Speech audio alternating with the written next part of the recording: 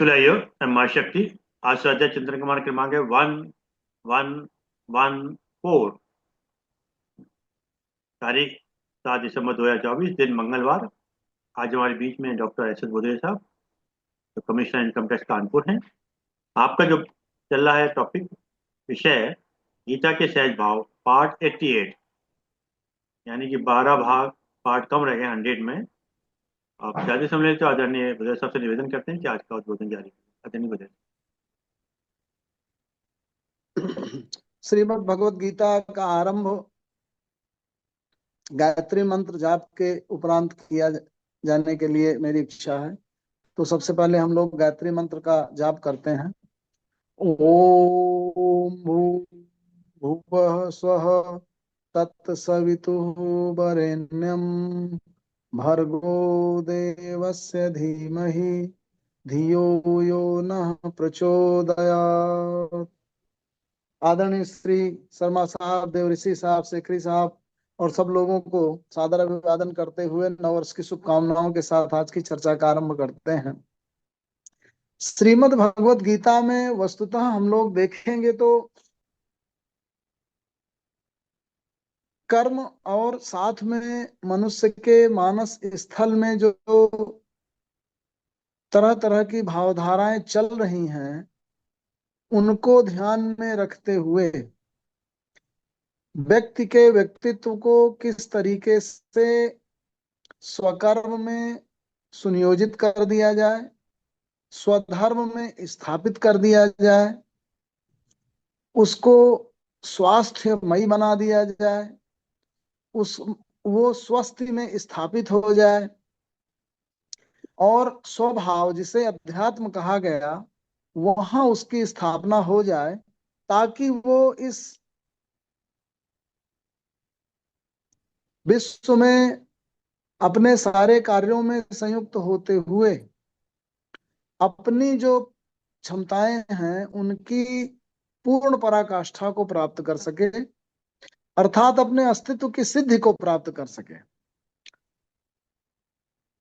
और अस्तित्व की सिद्धि स्वकर्मों से ही हो सकती है, क्योंकि जिन कर्मों के लिए आपका निर्माण हुआ है, देखिए कर्म जो है वो क्या है। गीता में अगर हम आरंभ करें तो कहाँ से आरंभ होता है गीता का?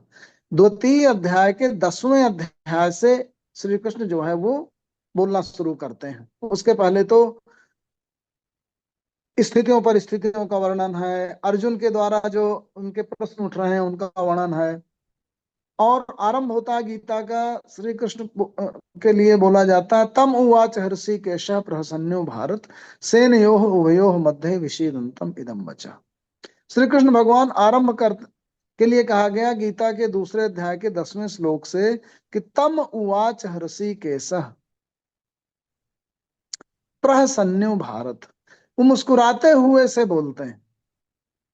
अच्छा, मुस्कुरा क्यों रहे हैं?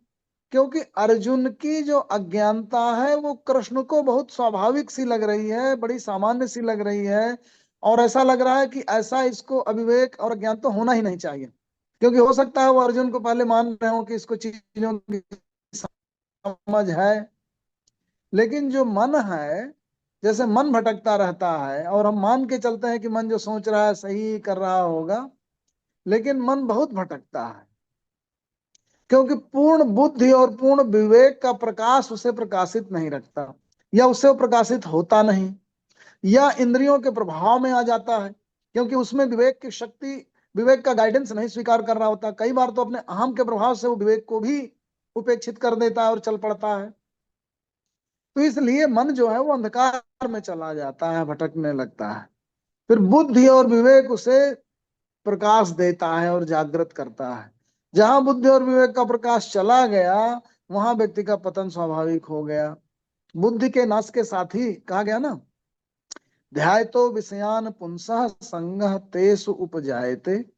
कैसे मन का भटकना बड़े सुंदर ढंग से बताया गया गीता में कि मन का भटकाव होता कैसे है। ध्यायतो विषयान पुंसः, विषयों का जब ध्यान आप करने लगते हैं, अर्थात विषयों का ध्यान करके उनका रस नहीं लेना चाहिए। जब आप भोजन कर रहे हैं, कोई चीज भक्षण कर रहे हैं, कोई चीज कंज्यूम कर रहे हैं, जब किसी चीज का आनंद ले रहे हैं जो कि शरीर के अस्तित्व के लिए आवश्यक है, तो उसको एक क्रिया समझ करके संपन्न करना चाहिए। क्योंकि उसमें जब बहुत ज्यादा आप रस लेने लगते हैं तो उसके आवेश में, उसके प्रभाव में, उसके ज्वर में आ जाते हैं और उसका व्यसन हो जाता है और अधिक कंज्यूम करने की प्रवृत्ति जागृत होती है। इसीलिए विद्वानों ने निग्रह कहा। जब प्रवृत्ति आपकी ज्यादा हो गई हो तो उससे भी डिसोसिएट कर लिया जाए, उससे भी अनअटैच्ड कर लिया जाए, उससे भी दूर हटा लिया जाए। तो इसीलिए रजनीश बहुत बहुत बड़े विद्वान थे, लेकिन हमारे जितने विद्वत जन रहे उन्होंने रजनीश की क्यों आलोचना की? कि रजनीश ने संभोग को ही समाधि मान लिया कि समाधि का द्वार है। तो भोग से आपको आनंद की तृप्ति की प्राप्ति तो होगी, लेकिन वो आपकी इंद्रियों की तृप्ति होगी, आपके अस्तित्व की पूर्ण तृप्ति नहीं होगी। आपका आनंद शांत भाव से युक्त नहीं होगा। वो जो आनंद होगा वो आपके इंद्रियों का व्यसन होगा। इसलिए जो भोग है उसे निग्रह के द्वारा ही जीता जा सकता है। आग से आग बुझाई नहीं जा सकती, आग से आग बढ़ती है। इसलिए हमेशा ध्यान में ये रखने की आवश्यकता है कि इंद्रियों का निग्रह किया जाए, इन्हें डिसोसिएट किया जाए, इन्हें दूर हटाया जाए। केवल अपने शरीर के अस्तित्व को बचाए रखने के लिए या उसका पोषण करने के लिए ही केवल चीजों का कंज्यूमेशन किया जाए, उसके प्रति इस तरह का गहरा आत्मीय संबंध, रागात्मक संबंध ना उत्पन्न हो जाए, ये गीता कहना चाहती है। लेकिन रजनीश जी ने कहा नहीं, वहीं से द्वार निकलेगा। तो आप जब भोग और करने लगेंगे और उस भोग में आपकी इंद्रियां उलझती चली जाएंगी और उसकी तरफ आसक्त होती चली जाएंगी, तो आप उससे हट नहीं पाएंगे, उसके प्रभाव में आ जाएंगे। तो उसका प्रभाव ही, उसका डोमिनेंस ही अंधकार की उपस्थिति है और प्रकाश की अनुपस्थिति है। और विवेक और बुद्धि के अनुरूप चलना ही, आचरण करना ही, आचरणमय होना ही प्रकाशमय स्थिति और ज्ञानात्मक स्थिति है। तो संभोग से समाधि नहीं हो सकती। भोग केवल उतना ही होना चाहिए जो आपके योग को प्रवृत्त करे। और ध्यान से देखा जाए तो योग भी युज्यता है, योग है, जुड़ना है। लेकिन योग में जब आपका जुड़ा होता है तो आप मानसिक रूप से उससे रागात्मक संबंध में नहीं होते, बल्कि कर्तव्यमयी संबंध में होते हैं, आवश्यकता भर उसका यूज करते हैं, जहां पे आपके विवेक का प्रकाश प्रकाशित रहे।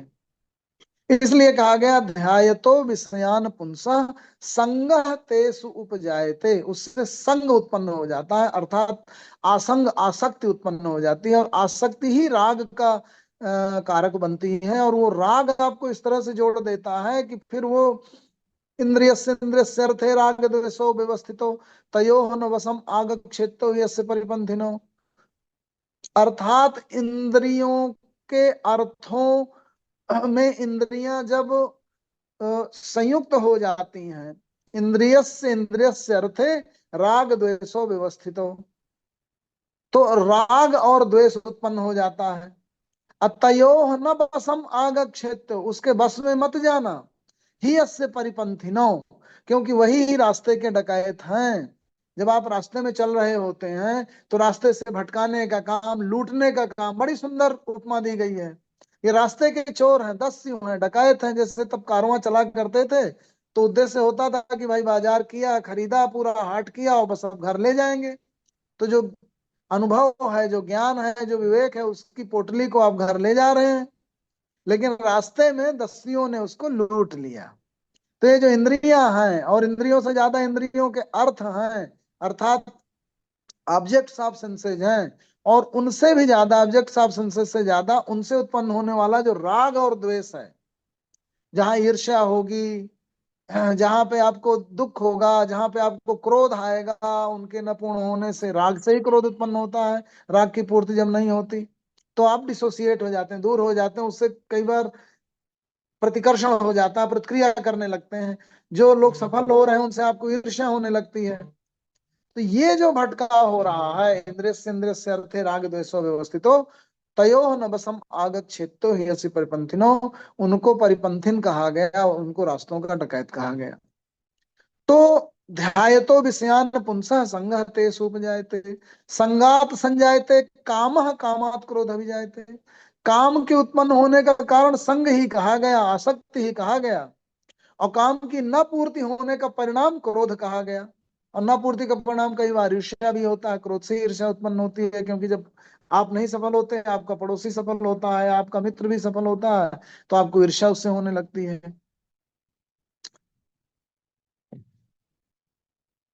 ध्यायतो विषयान पुंसः संगते सुपजायते संगात संजायते कामः कामात् क्रोध विजायते क्रोधाद भवति सम्मोह सम्मोहात स्मृति विभ्रमः। जब आपको सम्मोह हो गया, डिल्यूजन हो गया, तो स्मृति का नाश हो जाता है। तो आपका जो डेटाबेस है, जो आपको बनाता है, अर्थात जो आपके अनुभवों को संजो कर रखता है, जितने आप परिपक्व होते जाते हैं, जितने आप वरिष्ठ और वयस्क होते जाते हैं, उतना ही आपका अनुभव का विशाल समुद्र बढ़ता जाता है। और फिर कोई जब घटना होती है तो उसको आपके अनुभवों के अलाव में तपाते हैं, उनको, उस सोने को। अनुभव के अलाव में आप अपने सोने रूपी समस्याओं को तपाते हैं, और फिर निखर करके परिणाम निकल के आता है कि हाँ ये होना चाहिए। तो जब अलाव ही नहीं है तो सोना निखरेगा ही नहीं। इसीलिए बुजुर्गों का, वयस्कों का, अनुभवियों का मार्गदर्शन खोजा जाता है। क्रोधाद भवति सम्मोह सम्मोहात स्मृति विभ्रम स्मृति भ्रंशाद बुद्धि नाशो बुद्धि नाशात्म नश्यति। तो बात यहीं से खत्म होती, शुरू हुई थी कि जब स्मृति का नाश हुआ तो आपका बुद्धि, जो विजडम है, वो जो पावर ऑफ डिस्क्रिमिनेशन आपको प्रदान करती है, जो निर्क्षीर विवेक आपको प्रदान करती है, जो बताती है क्या सही है गलत है, वो किसके आईने में करेगी? जब अनुभव ही नहीं रह गया, आपके पास डेटाबेस ही नहीं रह गया, आपके पास पूरा पुराना संचित जितना वो था, वो तो आवेश में, आवेश से युक्त हो गया आपका मानस। नारद जी हैं, इतने ज्ञानी थे, लेकिन मोहिनी का रूप धारण करके जब विष्णु भगवान आए तो जही दिस दिस बैठे नारद भूली फूली अते ही दिस सोना बिलो की भूली। तो वो घूम रही हैं चारों तरफ विश्व मोहिनी, और जहां नारद बैठे हैं बंदर का रूप लिए उचका रहे हैं मुंह की, मुझ पे माला डाल दे, मैं तो बड़ा सुंदर दिख रहा हूँ। तो उधर उसने देखा भी नहीं। तो उनको ज्ञान प्रदान कर रहे हैं मोहिनी रूप धारण करके भगवान, तो परीक्षा ले रहे हैं। तो सब भूल ही गए अपना, क्योंकि काम के आवेश में इतना आ गए, इतना सुंदर रूप था कि वो चाहते थे कि मेरा ही वर्ण कर ले। तो कहने का मतलब यह कि आपकी बुद्धि का नाश हो जाता है, और बुद्धि नाशात प्रणश्यति, आपकी बुद्धि का नाश तो आप समाप्त हो गए। तो बुद्धि का मार्गदर्शन ही आपके मानस पटल में प्रकाश की उपस्थिति है। विवेक की उपस्थिति ही आपको सही दिशा में सन्मार्ग में ले जाने वाली है। तो जब बुद्धि का अभाव है, विवेक का अभाव है, प्रकाश का अभाव है, तो आप जीरो हैं, आप कुछ भी नहीं है।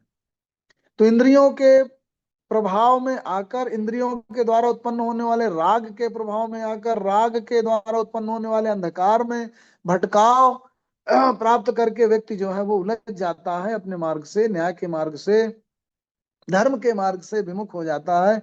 इसलिए आवश्यकता इस बात की है कि हम प्रकाश से प्रकाशित रहें, विवेक और बुद्धि से प्रकाशित रहें। तो बात यहीं से उठी थी।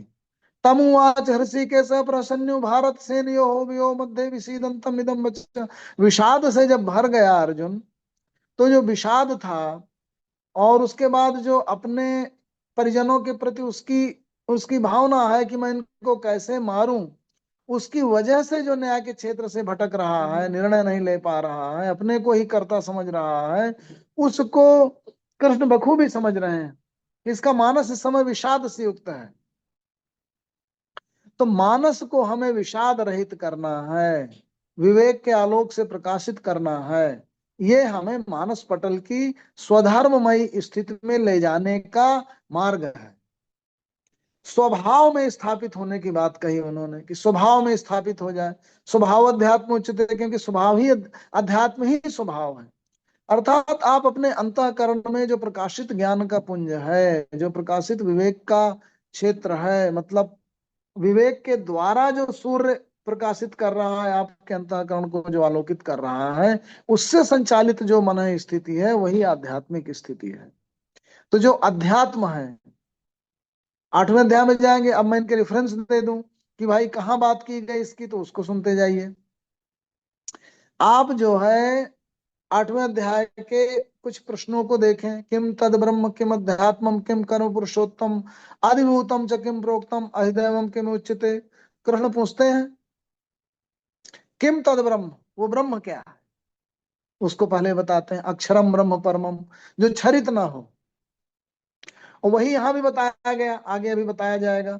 15वां 16वां 17वां 18वां जो श्लोक है दूसरे अध्याय के, उनका विस्तार 8वें अध्याय के पहले दूसरे तीसरे चौथे में मिल रहा है।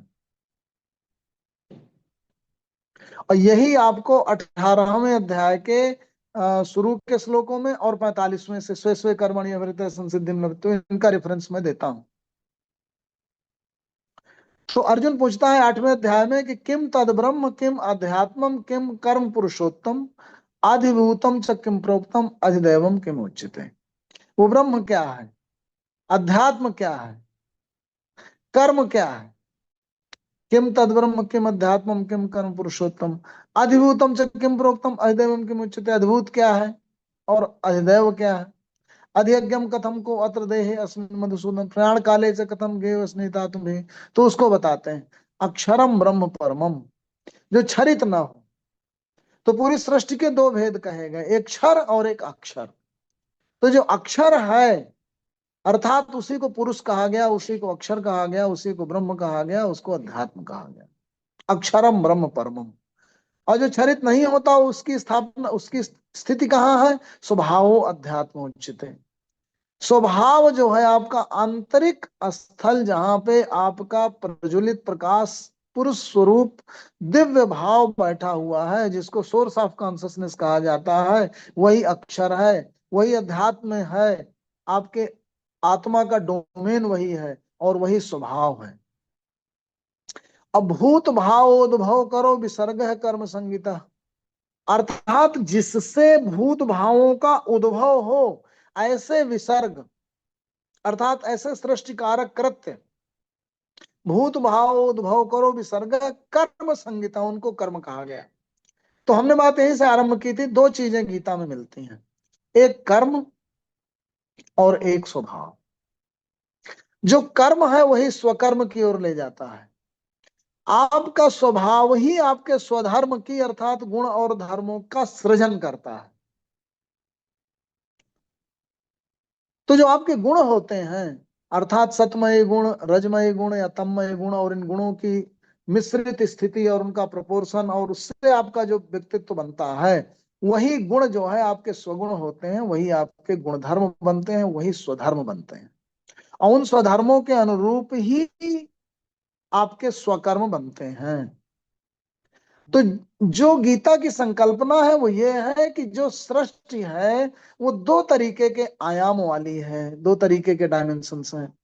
एक डायमेंशन है आपका अक्षर अर्थात पराविमा, जिसको कह सकते हैं परा डायमेंशन। और एक अपरा अर्थात प्रकृति, प्रकृति और पुरुष का संयोग है। तो पुरुष आपकी कॉन्सियसनेस है, आपका ज्योति पुंज है अंदर से, जो आपको प्रकाशित किए हुए है। और गीता ये कहती है, सारे उपनिषद ये कहते हैं कि संपूर्ण सृष्टि की जो परा डायमेंशन है वो एक है, सब सबसे जुड़ी हुई है। वो एक तरीके से कॉन्शसनेस का सोर्स है। और आप अर्थात हर एक व्यक्ति जैसे एक घड़ा हो और समुद्र में डुबा करके वो पानी अलग कर ले, उतना बार आपका अलगाव हो गया। दूसरे व्यक्ति का भी ऐसे ही अपना, उसका एक अलग घड़ा है, वो समुद्र अर्थात चेतना के क्षेत्र में उतना अलग लेकर के जल स्थित है। तो जो पराबिमा है उससे सब एक है। इसीलिए कहा गया ईश्वर सर्वभूतानां हृदय से अर्जुन तिष्ठति।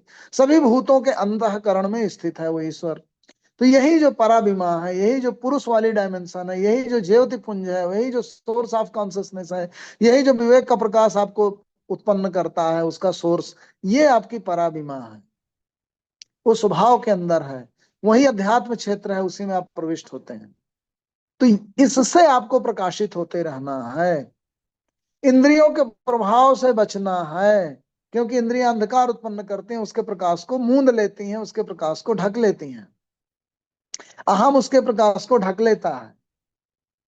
तो ये हो गया आपका स्वभाव क्षेत्र, ये हो गया अध्यात्म क्षेत्र जिसमें आपको रहना है, ये हो गया आपके अंदर का पुरुष क्षेत्र। अब आइए प्रकृति क्षेत्र या अपरा क्षेत्र या बाह्य क्षेत्र या स्वधर्म स्वकर्म स्वगुण जहां बन रहे हैं। हर एक व्यक्ति की सर्जना के मुताबिक उसकी गुणात्मकता बनती है। उसमें 17 स्तंभमय गुण है, उनका तरह तरह से संश्लिष्ट उसका अपना अनुपात है, उसके अनुपात के अनुरूप उसका एक उसकी प्रकृति बनी, उसका एक अलग तरीके का स्वधर्म बना, उसके हिसाब से उसके स्वकर्म निर्धारित हो रहे हैं।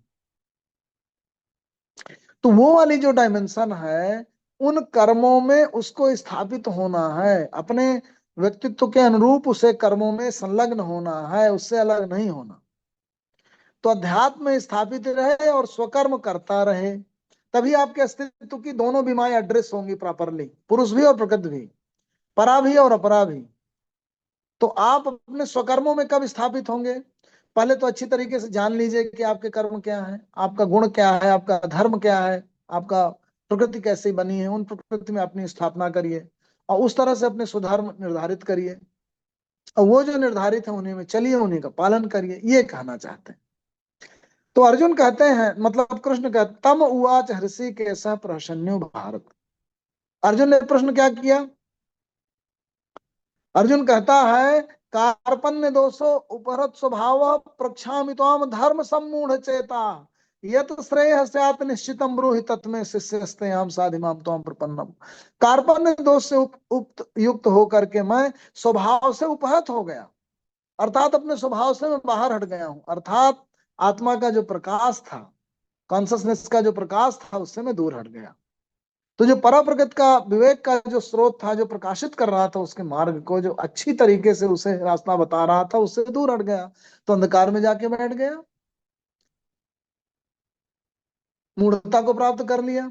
तो खुद ही स्वीकार कर रहा है, इसीलिए मेरा हृदय सिकुड़ गया है, कार्पण्य दोष से युक्त हो गया हूं मैं। और पहले ही कृष्ण कहा है थे दूसरे तीसरे श्लोक में, क्या कह दिया था कि और सब कुछ करना लेकिन ये मत करना, क्या? क्लब्य स्म गम पार्थ न उपपद्यते क्षुद्रम हृदय दौर्बल्यम। हृदय को, अर्थात हृदय प्रदेश में ही उस पराशक्ति का निवास है, उसको मत भूल जाना, उसको क्षुद्र मत कर देना, उसको सिकोड़ करके तुम हृदय की विशालता को छोड़ दोगे, प्रकाश को उसके भूल जाओगे, अक्लब्यता को, नपुंसकता को प्राप्त कर जाओगे, तो कर्म नहीं करोगे, और प्रकाश को भूल जाओगे तो रास्ता नहीं देख पाओगे। देखिए, हर जगह दो बातें आ रही हैं, एक तरफ प्रकाश की उपस्थिति और दूसरी तरफ चलना, कर्म करना, कर्म में होना, नपुंसक न हो जाना, बैठ न जाना, दूसरी वाली बीमा कर्ममयी होना। तो जो लोग लपेट देते हैं गीता को, गीता की एक ही बात को केवल ध्यान देते हैं, वो दोनों चीजों को भूल जाते हैं। पूरी गीता में दोनों का बड़ा सुंदर अनुपातिक, परा डायमेंशन और अपरा डायमेंशन। परा में आपकी मानसिक रूप से स्थिति, सोर्स ऑफ कॉन्सियसनेस के प्रकाश से ही प्रकाशित होते रहना, और कर्म में अवस्थित रहना। कर्म जो है वो इसलिए जरूरी है क्योंकि शरीर के साथ उसका अभिन्न जुड़ाव, वो आपकी जो प्रकृति है, आपका स्वगुण है, स्वभाव है, स्वधर्म है, स्वकर्म है, उनमें आपकी बिना स्थिति के आपके शरीर की अस्तित्वमयता पर प्रश्न चिन्ह लग जाता है कि प्रकृति ने आपको बनाया ही क्यों। उसकी सिद्धि के लिए कर्म जरूरी है। तो जब शंकराचार्य अपनी विवेक चूड़ामणि में ये कहते हैं कि कर्म के द्वारा मुक्ति नहीं मिलती, तो वो ये कहना चाह रहे हैं, जबकि बहुत सारा विवाद हुआ है सगुणों और निर्गुणों में, शंकराचार्य को कह दिया गया कि ये तो प्रच्छन्न बौद्ध थे, ये तो कर्म से दूर कर रहे थे, ये तो पूर्ण ज्ञान में उपस्थित रखना चाहते हैं आदमी को, अकर्मण्य बना रहे हैं, संन्यास की ओर प्रेरित कर रहे हैं। नहीं, मानसिक रूप से संन्यास के द्वारा आपके अंतःकरण का शोधन करना चाह रहे थे वो। कर्म तो में तो उपस्थिति आपको शरीर की रखनी ही पड़ेगी, कर्मयता तो जरूरी ही है, लेकिन कर्म के द्वारा मुक्ति नहीं है, ज्ञान के द्वारा मुक्ति। तो यही ज्ञान और कर्म का भक्ति में संयोजन है। भक्ति दोनों को जोड़ती है, मैं हरदम बोलता हूं, भक्ति जुड़ना है, योग जुड़ना है, और एक ज्ञान के द्वारा प्रकाश की स्थिति है और एक कर्म के द्वारा चलना है, आचरण। अगर आप ज्ञान को आचरण में न उतारे तो कोई फायदा नहीं, और आचरण बिना ज्ञान के अंधा हो जाएगा, भटक जाएगा। इसलिए ज्ञान के प्रकाश से प्रकाशित होकर, कर्म के मार्ग में युक्त होकर, दोनों को जोड़कर योग में स्थित में आना ही ज्ञान कर्म योग है। वही ज्ञान योग, कर्म योग और भक्ति योग का सामंजस्य है। वही हृदय को क्षुद्र नहीं होने देना है, वही धर्म सम्मूढ़ चेत नहीं होने देना है। लेकिन कार्पण्य दोषो उपरत स्वभाव प्रक्षामि त्वाम धर्म सम्मूढ़ चेता यत श्रेय स्यात् निश्चितम ब्रूहि तत्मे शिष्यस्ते हम साधिमाम त्वाम प्रपन्नम। तो मेरी कार्पण्य दोषता और मेरे जो स्वभाव से मैं उपरत हो गया उसको तो दूर करिए ही, और मुझे धर्म का मार्ग बताइए ताकि मैं उसका आचरण कर सकूं। तो कुल मिलाकर के दोनों स्थितियों की ओर उनका संकेत था। तो कृष्ण ने क्या कहा कि असोक्ष्यान अनुशोचः तुम प्रज्ञावादांश भाषसे गता सून अगता सून च न अनुशोचन्ति पंडिता। तुम न सोचने योग्य के लिए सोचते हो, क्योंकि जो हमेशा बनी रहने वाली चीज है आत्मा, जो कभी मरती नहीं है, उसके लिए तुम सोच रहे हो। वो हरदम से रही है, उसके लिए सोचने का कोई कारण ही नहीं है। और क्या कहा उन्होंने, न तू एव अहम जातु न आसम न तुम न इमे जनाधिपा न चयो भविष्यामः सर्वे वै मतः परम। ऐसा नहीं है कि पहले मैं नहीं था, न ये राजे महाराजे नहीं थे, या तुम नहीं थे, नहीं ऐसा है कि हम सब भविष्य में नहीं होंगे। कृष्ण का संकेत है इधर परा की ओर, कि वो जो सोर्स ऑफ कॉन्शसनेस है वो हमेशा से था, अर्थात जो आत्मा है वो हमेशा से थी, वो हमेशा बनी रहने वाली परमानेंट डायमेंशन है। तो परमानेंट डायमेंशन आत्मा, विवेक का, ज्ञान का सोर्स, और जो क्षणिक डायमेंशन है जो परिवर्तित होने वाली है, जो उत्पन्न होती है और मरती है, वो शरीर और कर्म, जो कर्मों से और गुण धर्मों से अभिन्न रूप से जुड़ा है। तो इधर उन्होंने ये संकेत किया। तब उन्होंने बताया देहिनो अस्मिन् यथा देहे कौमारम यौवनम जरा तथा देहांतर प्राप्ति धीरे तत्त्वम्। जैसे देह परिवर्तित होती है, देहिनो अस्मिन् यथा देहे कौमारम यौवनम जरा तथा देहांतर प्राप्ति धीरे तत्त्वम्। बस एक सेकेंड।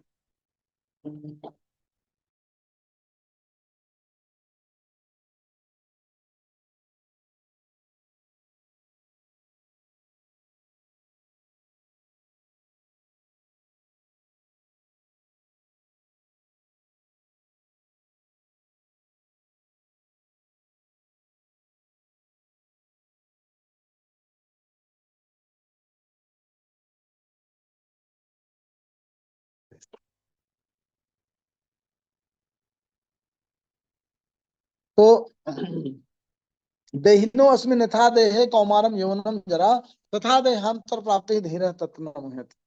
तो देह जो है ये कौमार यौवन और जरा ये स्थितियां प्राप्त करती है, क्योंकि देह तो परिवर्तनशील है।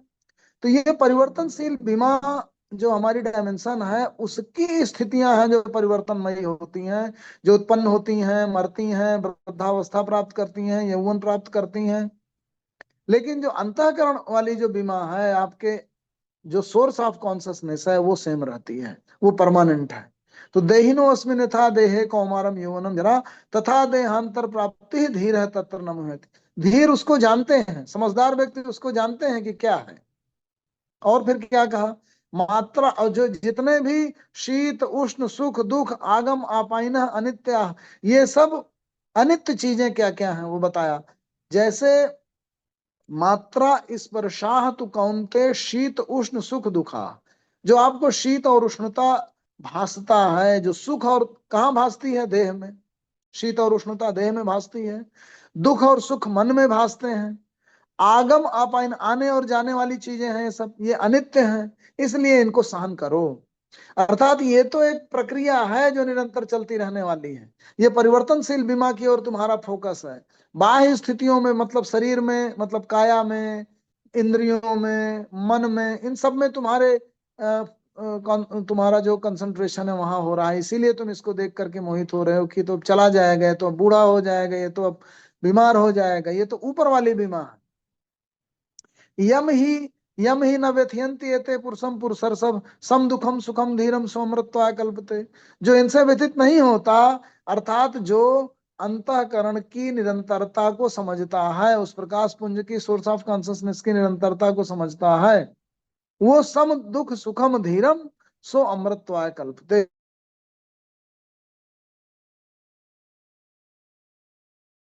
अमर वाली बीमा की ओर है, उस डायमेंशन की ओर है जो हमेशा से रहने वाली है। तब कृष्ण एक बहुत महत्वपूर्ण वाक्य कहते हैं, न असतो विद्यते भावो। जो असत है उसका भाव हमेशा रहने वाला नहीं है। असत क्या है, ये जो शरीर है, जो हमारी काया है, इंद्रियां हैं, मन के सुख दुख के तमाम सारे बोध हैं, ये सब असत है, ये हमेशा रहने वाले नहीं है। तो सत और असत दो चीजें कही उन्होंने। ये असत का भाव हमेशा रहने वाला नहीं है, न असतो विद्यते भावो, असत का अस्तित्व हरदम नहीं है। और न अभावो विद्यते सतः, जो सत है उसका अभाव नहीं है। अर्थात जो हमारा सोर्स ऑफ कॉन्सियसनेस है, जिसको हम पुरुष कहते हैं, जिसको हम परम कहते हैं, जिसको हम हमेशा रहने वाली बीमा कहते हैं, जिसको हम आत्मा कहते हैं, जिसको हम सोर्स ऑफ कॉन्सियसनेस कहते हैं, वो हमेशा रहने वाली है, वो सत है, उसका अभाव नहीं हो सकता। उभयोः अपि दृष्टो अंतः तु अनयोः तत्वदर्शी भी, जो तत्वदर्शी है उन दोनों को देख लेते हैं। और क्योंकि तुम्हारा मन और तुम्हारा कंसंट्रेशन इस समय वो बदलने वाली बीमा की ओर है, क्षर की ओर है, अस्थाई की ओर है, शरीर की ओर है, उससे उत्पन्न होने वाले दुख सुखों की ओर है, मन को भाषित होने वाले दुख सुखों की ओर है, इसलिए तुम दुखी हो रहे हो। अविनाशी तो तद विध्येनम सर्वमिदम ततम, उसको तुम अविनाशी समझो जो यहाँ पर सब जगह भरा हुआ है इस सृष्टि में। अविनाशी तो तद्विद या एन सर्वम इदम ततम, जो सब जगह यहाँ पर व्याप्त है वो अविनाशी ही है। अर्थात जो सोर्स ऑफ कॉन्सियसनेस है, जो ऊर्जा का क्षेत्र है, जो परमात्मा का क्षेत्र है, जो विवेक का प्रकाश है, वो सब जगह भरा हुआ है। विनाशम अव्यस्य न कश्चित कर तुम अर्हसि, उसका न तो कोई विनाश कर सकता है, न तो कभी विनाशित होता है। आत्मा, उसी को 18वें अध्याय में क्या कहते हैं? स्वे स्वे कर्मणि अभिरतः संसिद्धिम लभते नरः स्वकर्म निरतः सिद्धिम यथा विन्दति तक्षणो। अपने अपने कर्मों में रहकर स्वे स्वे कर्मणि अभिरतः संसिद्धिम लभते नरः, ये जो क्षण वाली डायमेंशन है हमारी, अर्थात शरीर वाला जो डायमेंशन है, उसकी सिद्धि प्राप्त होती है। स्वे स्वे कर्मणि अभिरतः संसिद्धिम लभते नरः स्वकर्म निरतः सिद्धिम यथा विन्दति तक्षणो। अपने कर्म में अवस्थित रहते हुए तुम सिद्धि कैसे प्राप्त कर पाओगे? हमसे सुनो। यतः प्रवृत्ति भूतानाम येन सर्वम इदम ततम, जिससे भूतों की प्रवृत्ति होती है, अर्थात जिससे भूत बनते हैं। और येन सर्वम इदम ततम, जो सब जगह यहाँ व्याप्त है, वही तो यहाँ था। अविनाशी तो तद्विधि एनम सर्वम इदम ततम, वही तो सर्वम इदम ततम है। ये जो यहाँ पे कह रहे हैं अविनाशी तो तद्विधि सर्वम इदम ततम, विनाशम अव्यस्य से न कश्चित कर तुम अर्हसि, उसका कभी विनाश नहीं हो सकता, ये समझ लो। तो वो जो अविनाशी है, जो सब जगह भरा हुआ है, ज्ञान का क्षेत्र, विवेक का क्षेत्र, सोर्स ऑफ कॉन्सियसनेस का क्षेत्र, या परमात्मा जो सब जगह व्याप्त है, उसी को तो उन्होंने कहा यतः प्रवृत्ति भूतानाम येन सर्वमिदं ततम, उसी से सभी भूतों की प्रवृत्ति होती है, वो यहाँ सब जगह व्याप्त है। स्वकर्मणा तम अभ्यर्च सिद्धि विन्दति मानव, स्वकर्मों से उसकी अभ्यर्चना करो, उसी से मानव को सिद्धि मिलेगी। तो ये जो येन सर्वमिदं ततम वाली बात है, जिसको कहा गया वही जो दोनों जगह, जो सब जगह व्याप्त है, उसी को यहाँ कहा अविनाशी तो तद्विधि सर्वमिदं ततम विनाशम अव्यस्य न कश्चित् कर्तुम अर्हसि, उसका विनाश नहीं हो सकता। तो ये जो थ्योरी है, जिसको 18वें अध्याय में भी कहा जा रहा है, मतलब दूसरे अध्याय में आप गीता को शुरू ही कर रहे हैं कृष्ण, यहाँ कह दिए, 18वें अध्याय में जब कंक्लूड कर रहे हैं तो भी कह दिए। तो ये जो येन सर्वमिदं ततम है, वो जो चीज जो सब जगह व्याप्त है, वो जो चेतना सब जगह भरी हुई है, वो क्या है? उसी से कहा स्वकर्म में तुम स्वकर्मणि निवृत्त संसिद्धिम लभते नरः, अपने अपने कर्मों में युक्त होकर के ही तुम संसिद्धि प्राप्त करोगे। अतवृत्ति भूतानाम सर्वमिदं ततम स्वकर्मणा तम अभ्यर्च सिद्धि विन्दति मानव, स्वकर्मणा से ही उसके अभ्यर्चना करके सिद्धि प्राप्त करेंगे। तो जो आपका परिवर्तनशील अस्थायी शरीर है, जो स्थूल है, जो बाह्य है, जहां मन है, जहां इंद्रियां हैं, जहां सुख दुख की प्राप्ति होती है, उन सबका अलाइनमेंट कर्मों के माध्यम से, स्वकर्मों के माध्यम से, स्वधर्म में स्थापित होकर फिर स्वभाव में आप पहुंच पाते हैं। तो मानस को अपने स्वभाव में, अध्यात्म में स्थापित करते रहना होता है, अर्थात निर्मल मन होना होता है, पवित्र मन होना होता है, आध्यात्मिक होना होता है, सम्मयी होना होता है, तब आप ईश्वर में स्थित होते हैं। और शरीर को भी, उसका अलाइनमेंट भी, अर्थात दोनों में अगर आपने संयोजन नहीं किया, रिदम नहीं बैठाया, डिसोसिएटेड रहे, चूल से चूल नहीं मिले, तो फिर आप कुछ दिन में भटक जाएंगे, स्वभाव में स्थापित नहीं रह पाएंगे। ये जुड़ाव है। देखिए, स्व प्रकृतियों से, स्वभाव से, अध्यात्म से सभी लोग जुड़े हुए हैं आपस में, वही चेतना के क्षेत्र सब जगह बढ़ा हुआ है। लेकिन जो आपका अलगाव है, हर एक व्यक्ति का अपना अपना जो अलगाव है, वो किस चीज से निर्धारित होता है? उसके गुणों से निर्धारित होता है, उसके गुण धर्मों से निर्धारित होता है, उसकी अपनी प्रकृति से निर्धारित होता है, जो दूसरे वाले व्यक्ति से भिन्न है। तभी तो दो व्यक्तियों का अस्तित्व है, आभासी रूप में ही सही, बाह्य रूप में ही सही, परिवर्तनशील प्रकृति के रूप में ही सही। लेकिन वो जो विभेदकारी है, जो प्रकृतिमयी है, जो परिवर्तनशील है, उस उसमें भी आपको एक साम्यता लानी पड़ेगी। अर्थात स्वभाव में स्थापित होना होगा, स्वधर्म में स्थापित होना होगा, स्वकर्म में अपने आप को स्थापित करके हुए ही, और फिर अपनी इंद्रियों के दुष्प्रभावों से, मन के विचलनों से, अहम के प्रभावों से बचा करके स्वभाव में स्थिति को स्थापित करते रहना होगा। ऐसा जब आप आचरण करेंगे, ऐसे जब कर्मों में आप संयुक्त होंगे, तो फिर आप अपने अस्तित्व की सिद्धि को प्राप्त करेंगे। स्वकर्म में स्थित स्थित रहते हुए जो आपके अध्यात्म से निकलता हुआ प्रकाश है, उससे प्रकाशित होंगे। तो कृष्ण क्या है? कृष्ण पूरी केमिस्ट्री बता रहे हैं, अधूरी नहीं बता रहे हैं। शरीर का विज्ञान भी लेके चल रहे हैं और आत्मा का विज्ञान भी लेके चल रहे हैं। आत्मा की अमिटता, अनिवार्यता, स्थायित्व, हमेशा स्थित, उस पर भी प्रकाश डाल रहे हैं, और शरीर के गुण धर्मों पर और उसके द्वारा किस तरह से कर्मों में संयुक्त हुआ जाए, उसकी ओर भी प्रकाश डाल रहे हैं। दोनों में किसी बीमा को छोड़ नहीं रहे हैं। शुरुआत भी वहीं से हो रहा है, अंत भी वहीं से हो रहा है। लेकिन हम छोड़ देते हैं, हम भूल जाते हैं, फिर हम एक ही चीज देखने लगते हैं। योग युक्तो विशुद्धात्मा विजितात्मा जितेंद्रिय सर्वभूतात्म भूतात्मा कुर्वन् अपने लिप्यते। इस श्लोक का विवेचन करते हुए एक विद्वान जन कह रहे हैं कि जो योगी है, अर्थात जो सिद्ध है, जो डूअर है, जो काम कर्म में लगा हुआ, अर्थात कोई भी व्यक्ति जो सीकर है, जो ज्ञान की प्राप्ति करना चाहता है, उसको योग युक्त तो होना पड़ेगा। योग युक्त हो जाए, योग युक्त हो, विशुद्ध आत्मा, आत्मा से शुद्ध होना पड़ेगा। योग युक्त हो, विशुद्ध आत्मा, विजित आत्मा, अपने आप को जीतना पड़ेगा ताकि भटके ना शरीर। योग युक्त हो, विशुद्ध आत्मा, विजित आत्मा, जितेंद्रिय, अपनी इंद्रियों को जीतना पड़ेगा। सर्वभूत आत्मभूत आत्मा, सर्वभूत आत्मभूत, सभी भूतों में मेरा ही भूत विद्यमान है, या सभी भूत मेरे अंदर आत्मभूत हो रहे हैं, सर्वभूत आत्मभूत हो रहे हैं। ये सर्वभूतों में आत्मभूत मैं जो है, जो अन्य भूत, अन्य लोगों में ईश्वर सर्वभूतानां हृदय से अर्जुन तिष्ठति, जैसे ईश्वर सबके हृदय के अंदर स्थित है, मेरे अंदर भी स्थित है, तो हम सब एक है, अंदर से जुड़े हुए हैं, उस जुड़ाव को देख पाता है। सर्वभूत आत्मभूत आत्मा कुर्वन् अपि न लिप्यते, वो काम करता हुआ भी लिपायमान नहीं होता, अर्थात अटैच नहीं होता। इसका विवरण करते हुए एक विद्वान ने इन चीजों को व्याख्यायित किया कि देखिए कितना खूबसूरती से श्री कृष्ण ने व्यक्ति को दोनों विमाओं को एड्रेस किया कि सबके अंदर करण में जो व्याप्त जो ईश्वर का अस्तित्व है, चेतना का अस्तित्व है, उसके साथ अपने आप को एसोसिएट भी कर रहा है और अपने आप को योग युक्त बना रहा है, विशुद्ध कर रहा है। योग युक्त तो विशुद्ध आत्मा, बीजित आत्मा, अपने आप को जीत रहा है।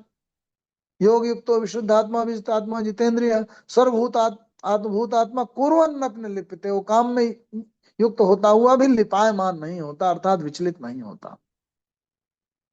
तो इस तरह से दोनों विमाओं को एड्रेस करते हुए हम लोग चलें और ध्यान रखें, तो गीता की पूरी बात समझ में, उसका मैसेज समझ में आ जाएगा।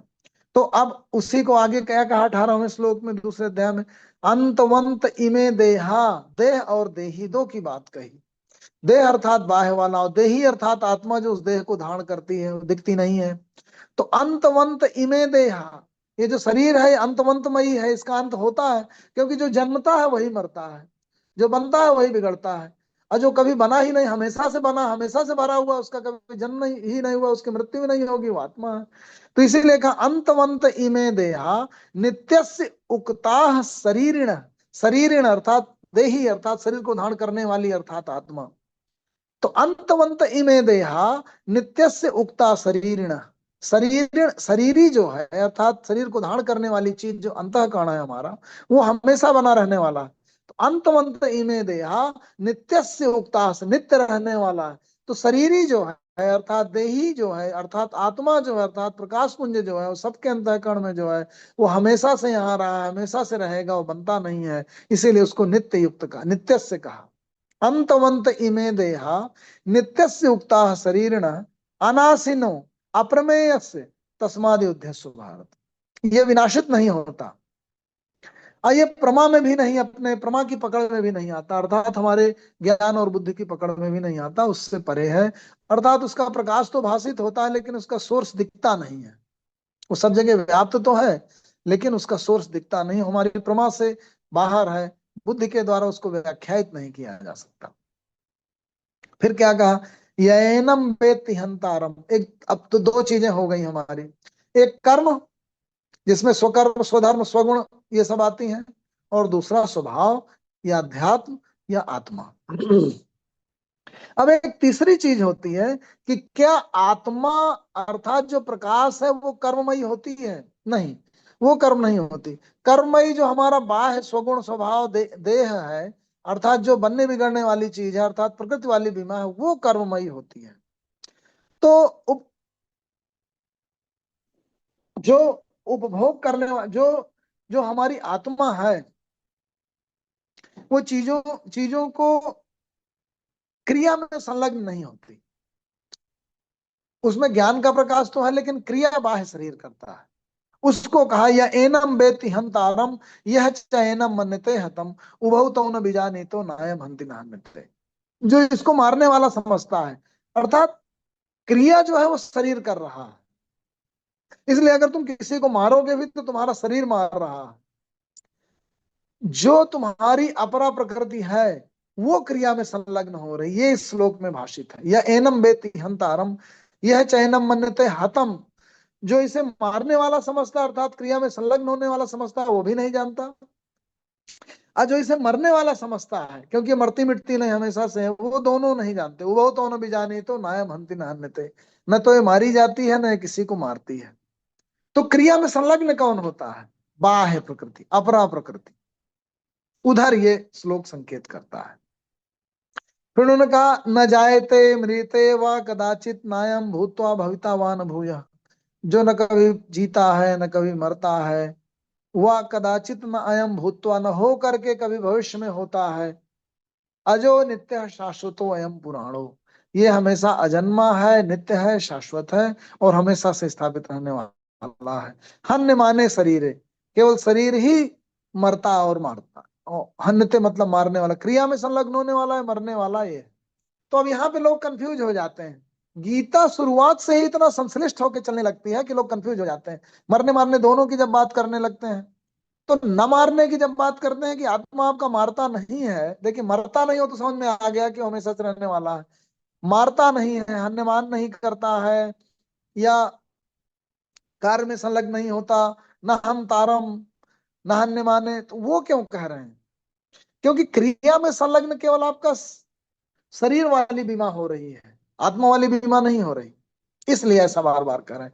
वो बाद के अध्यायों में उसको उन्होंने बताया है। आप छठवें अध्याय में खोलेंगे तो उसको बताएंगे कि जो क्रिया में संलग्न होता है, 13वें अध्याय में भी 22वें श्लोक से बताना शुरू करते हैं कि जो क्रिया में संलग्न होता है वो शरीर होता है, वो वाली बीमा होती है, प्रकृति वाली बीमा होती है। उसको पहले हम देख लें ठीक से, नहीं तो फिर कंफ्यूजन हो जाएगा। तो हम 13वें अध्याय के 22वें श्लोक में आ जाते हैं। जैसे देखिए, पहले तो ये देख लीजिए।